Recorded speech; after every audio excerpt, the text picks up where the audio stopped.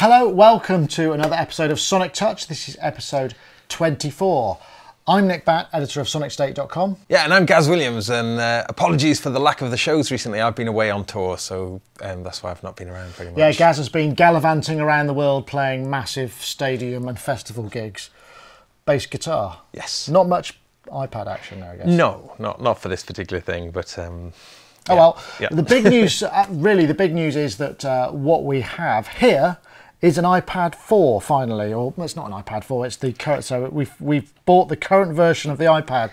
So finally now we can you know, we're not CPU challenged, shall we say. No. So this is the latest version. It's just a 16 gig regular Wi-Fi. There's nothing else fancy about it. Mm-hmm. The one thing that you were quite keen on, this is the new connector though, which yeah, you like that, do you? I do. I mean, it's a lot neater. I mean, compared to the chunky, ugly camera connection kit on the older sort of input, this just is a much neater thing when you've got it connected to a USB. Yeah, it does. Although unfortunately it does mean we can't put it in the I/O dock because that's a completely different connector. But you know, that's another story. But you may have also seen in the shot there this keyboard here, which is actually the CME Xkey. So if I've got one here, I hold it up to my single, you can see this is the basically it's a very tiny, very thin keyboard. Basically it's almost full size, not at all bendy, very solid, and this is from manufacturer CME. And what they've done is, what's really cool about this is it's actually got polyphonic aftertouch, so each key has its own pressure. This is a $99 purchase. There are some aspects, we'll use it to demonstrate something a bit later on, but I wanted to say get a heads up because they very kindly sent us some early samples. There's still a bit of work to go on the app. There is an app available in the App Store soon, not yet, which allows you to configure things like the sensitivity of the keys, the pressure sensitivity, but also this will be coming MIDI assignments, so you can change the assignments of these buttons. Because if we go down here, and we've also got these buttons here, plus or minus octave, modulation button, and pitch bend up and down, and sustain. And these are all when the editor becomes finally ready, are going to be assignable. So for instance, we might be able to put program changes, or and they are pressure sensitive, those buttons are as well. Right, so those are also incrementally pressure sensitive. So they've created this kind of quite a cool feature. We're not going to go into the full depth of it, but I must say it's actually very playable. You've got one too, Gaz. Yeah. What did you find about it? What did you think? Well, I think the fact that they're nice and big, the keys, you know, which is really nice. I mean, I've got, I suppose, reasonably big hands, but they're almost full size, aren't they? Almost full size, and the width of it as well. You know, you don't feel so cramped in that you do with its other competitors. You know. What I'd really like to be able to do though is to basically join several together. If there's a way to do that, so you could actually have a much larger keyboard, that would be pretty cool. That would be very cool. But I don't know if that's going to be possible. Yeah. But this is going to be available very shortly, and the people at CME have been very kind to sort of listen to our early reports and take suggestions on board. And I think for the $99 price point, I think it's actually going to be pretty cool. And once the full app is out, we'll take another look at it and maybe try it out with other things. But we'll be using it to demo today. So I like the shape of it, the form factor. I like this little curve on the end here because it can kind of go over an edge, and it just seems to make a very positive contact with something. So when you're playing it, you know, it doesn't slide around the... Yeah, I mean, out of the box, it was a bit too sensitive, both in velocity and aftertouch. But the sort of prototype of the app we've got allows you to adjust that quite significantly. It might be a better idea, actually, to, you know, as it comes out of the box, to have it a bit of a harder sensitivity. Because if you see with the polyphonic aftertouch, which I could just demonstrate, if we go to the Animoog app, right here, we've got the aftertouch affects the modulation here. So now if I play it on the keyboard,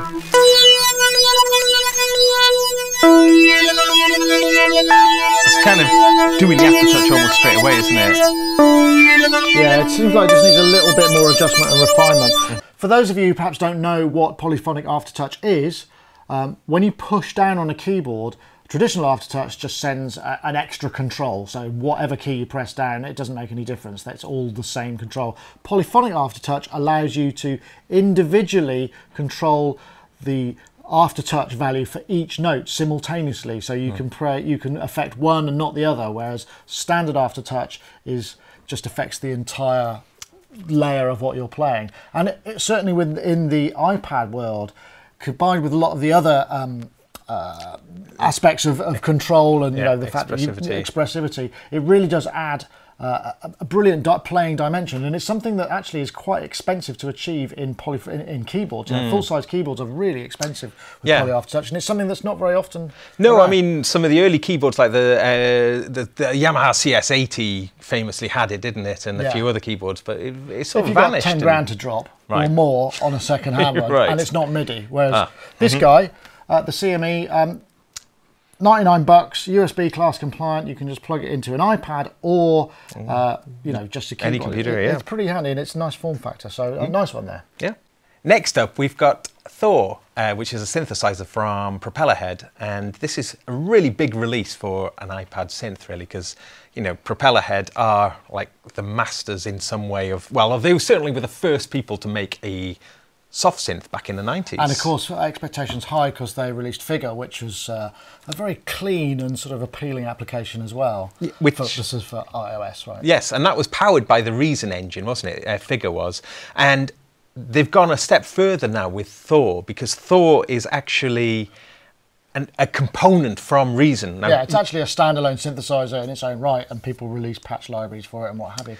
Right. So what they've actually done is released a version of it for iPad, which, as far as I can tell, is pretty much identical. Yes, and patches from the Reason version of Thor will work in the iPad version, so it is completely. The only thing about it is Thor and synthesizer. It's a bit of a tongue twister. So if I get tripped up a bit, Thor. I've got a Thor thumb. Yeah. Anyway, well, let's take a look at it. Thor thumb. I like it. So I've got it here on the iPad. I'm going to launch it here. Okay. The interface. Yeah. I mean, this is great. Great interface. No, we've got a keyboard here. It's minimal. We can go to a keyboard mode. I just want to talk about this, and then we've got the aspect of introducing modulation. It's not polyphonic aftertouch, unfortunately, so we won't be able to demonstrate the CME particular charms on it. Yeah. But the fact that we can go to a knobby interface, because remember you guys have said, can we just get rid of the keyboard? Because if I'm controlling with hardware, I don't want the keyboard taking up valuable real estate, right? Exactly. I think it's I think it would be great if more synthesizers, to be taken seriously, the ones that are going to be used with external MIDI keyboards, have a full screen mode. Make the use of the iPad screen, so you can really get the good size of the controls, so that you're not having to compromise how much space you've got to accommodate the graphics of a keyboard. Absolutely. And they've done some clever things here as well. Before we get into perhaps the nuts and bolts of it, each component is expandable and contractable. So starting here with the oscillators, we've got 3 oscillators, and here there's filters, and then here there's the LFOs and the modulation, and then the output section. We should mention really that Thor is a semi-modular synthesizer, and just to explain what semi-modular is that with a fully modular system, then every element you would be bringing in and having to patch together. Well, it's already everything is already rooted, but let's say, for instance, if we went to the oscillator section, there's a 3 oscillator synth, but if we were to look at this little drop down here, you can swap out modules. Different types of, we've got an analog, a wavetable, phase modulation, FM pair, multi-oscillator, noise and off, so we can enable and disable, which is pretty cool. It's really cool, yeah. So it's the same with the filter types as well. Yes. We can take, this is state variable filter, but it could be a low pass ladder, which is kind of your Moog type filter. Yeah. State variable, I'm not sure, was that state variable is a multi-mode filter, is it? That's got... Yeah, and then we've got a comb filter, formant filter, and then bypass again. So we've got the ability to do all of that. So, and those 2 filters then, in this semi-modular mode, you can kind of route things as like separate filters for separate oscillators. Yeah, using these buttons here. So that's we can do each oscillator into this filter, or we can have it going through the filter, back out into a wave shaper, and then back into another filter by switching these. So these are like switchable routings, which is actually pretty cool. And it's nice that you've got the graphics of the signal flow, so you can see where things are moving to. Now, when you're talking about the filters, another nice thing with Thor is if we go to the effects section, which is at the end here, there's another filter. There's another filter, yes. Which is, again, it's the same kind of filter. It just gives you a third filter that you can overall. It's pretty cool. Yeah. Yeah, yeah. Perhaps if I jump in and I've got some patches set up, which is just very basic, so we can take a listen at some of the Let's basic have a listen. blocks. Yeah. So if I go to my patch list, I've got sound banks, templates, and my patches, and I've got a touch start here. So I'll come out here. This is basically, we go to my oscillator. I've got a single oscillator going to a filter, which this is a low pass ladder filter, which actually sounds a little bit like the Moog, and we've got a separate drive control here. So if I come down a couple of octaves, you can hear that sort of Moogy kind of smudge. Oh, I said Moog right. Good Lord, that's Moogy smudge. But yes. And that's just a single oscillator. So yes. now if I bring another oscillator, we got a wavetable oscillator. If I just take the drive down again, all these kind of. So this is more your sort of PPG type thing where we can change the position of the wavetable, and that's a modulatable function. And then another oscillator, we've got phase modulation, which I actually quite like this one. This sounds very basic. Then we get a second. And they all have their own kind of characteristic, which actually, I mean, I'm not going to be able to go through the whole thing, but to me, there is actually quite an analogy vibe. And I'm not really, because I don't use Reason, it's not something that I've become very clear, you know, I don't know it incredibly well, Thor, as a synthesizer. So this was quite a discovery for me. And I found that there's just some great patches in here, man, really great patches. And speaking of patches, it does kind of come with quite a lot of patches. If we go back to the sound bank now, you get like a bunch of sounds to start with, but as you scroll down here, you get things which are in order. So for instance, bass, and we go into basses. Look at all of those bass patches, for example. You know, a lot. So it does come with many, many patches. There are, I mean, there's some beautiful, just really dreamy kind of, if I take that up an octave. They feel very organic. And I know I'm not really saying stuff like that about iPad stuff, but yeah.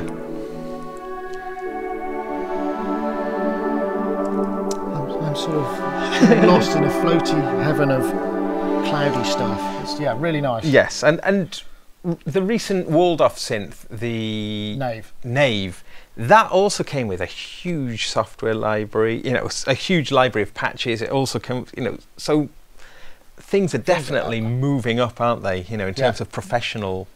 But there's more. Let's show you a bit more about the interface. If I come out of here, we've also got we've got the LFOs. We come out here, we've got the final filter, and we've got delay settings. But then we can go into the routing section, and this is where things get pretty interesting as well, because what we've got is the possibility of routing all of these different sources and destinations, and we get a lot of stuff to route here. Pretty much route anything to anything. What, 2, 4, 6, 8 slots, and then we've got additional slots here, but also we've then got this multi-channel step sequencer, which allows us to, well, sequence stuff and trigger it from the key. I'll show you a couple of examples before I comment any further. We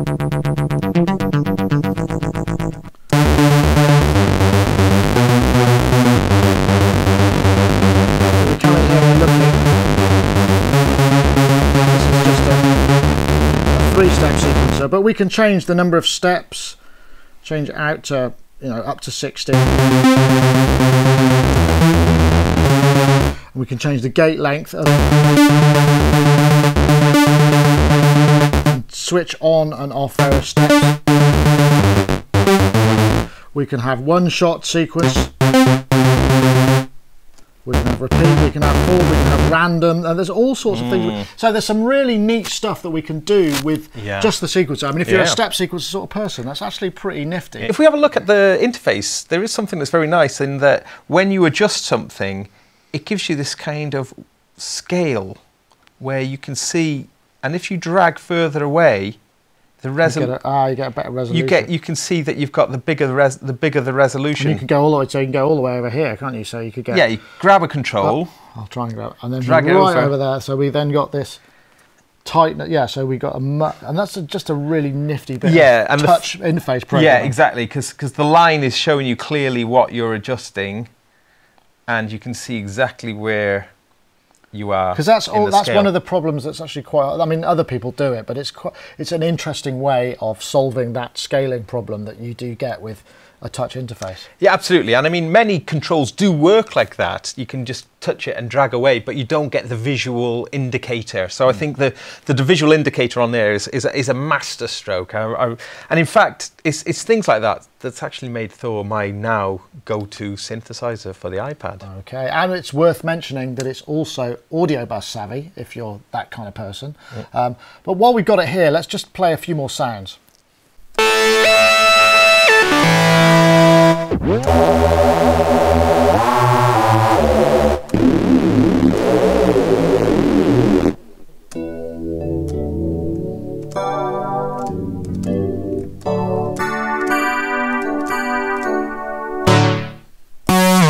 is one of my favourites. It's got such a tight front end. It sounds like it's compressed, but there is no compression going on in there. There's no dynamics control.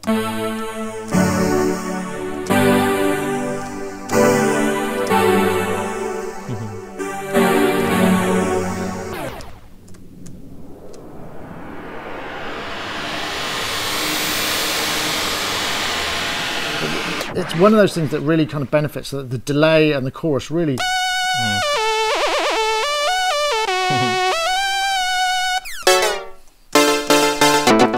In a city life. Yeah.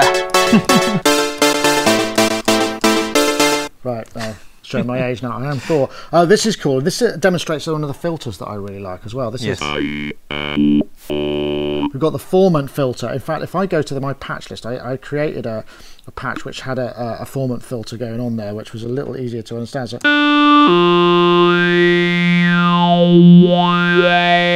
that's just so Daft Punk, isn't it?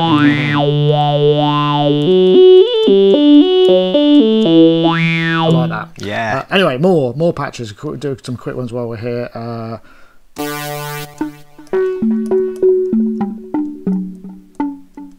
There's just some great, really quite inspiring sounds. Ooh. Obligatory Bobble. There's some really sort of atmospheric, and again, the delay almost sounds like a reverb, but it's not. Yeah, I did get kind of quite lost in the sound world of this, and yes. For me, as a synthesizer, it sort of really is brought heavily into focus. It's a lovely synthesizer. It has got a very professional sound, but you know, so if you haven't got a MIDI keyboard plugged into it, you know, there are some things that are worth mentioning from the keyboard mode, like the first of the 3 pages, and that's a lot of this has actually been developed, I think, within Figure, the Propellerheads earlier one, and so it can like lay out like a keyboard with your pitch and mod wheels. Yeah, I found that a bit small. You found a way to increase if you touch in assist, then basically you can just choose how many notes you want, and then it'll kind of map across it to a key. Yeah, quantize to a key. You've got an actual black and white key mode, but then you've got this other mode as exactly, well. Yeah, and so you can move around. You can move around there, and then also if you hold down notes, then you've got this kind of strum thing, or like a hit button where that will play any of the keys that you've got. Oh, that's interesting. That you've got selected, you know. But you've also got the expression on the travel at the key as well. Yeah. But as we said, it's great to be able to just get rid of the keyboard completely and then jump to this mode, full synthesis mode. I think that's where it really shines. So, Propellerheads Thor, try saying that quickly in succession, is available at the App Store now. Priced $13.99 US. It requires iOS 5.1 and above. And I must say, as an instrument and a synthesizer, I found it really inspiring. I think it's actually a really good piece of work and something that I would definitely use again. Yes, it's definitely a professional piece of software and easy to use, very deep, very, very interesting, very good quality. We did not. How did you find CPU load on your iPad 2? Because I didn't have a problem at all on this version. Using it standalone, I've found it to work pretty well. Using it in audio bus, and I'm starting to sort of crunch a bit, yeah. Okay. But once again, thank you very much for watching. As ever, we really do value your feedback. It's great because we can't keep abreast of every single app that comes out. But do leave feedback, yes, definitely. Yeah, and use the comments, you know, below. Leave them below. Yes. And what we're going to try and do this week is play out. Gaz has your iPad as well, so we're going to try and have a bit of a Thor jam. That sounds somehow unsavoury, doesn't it? But I hope it won't be. So once again, thanks for watching. We'll see you next time. Ready to go.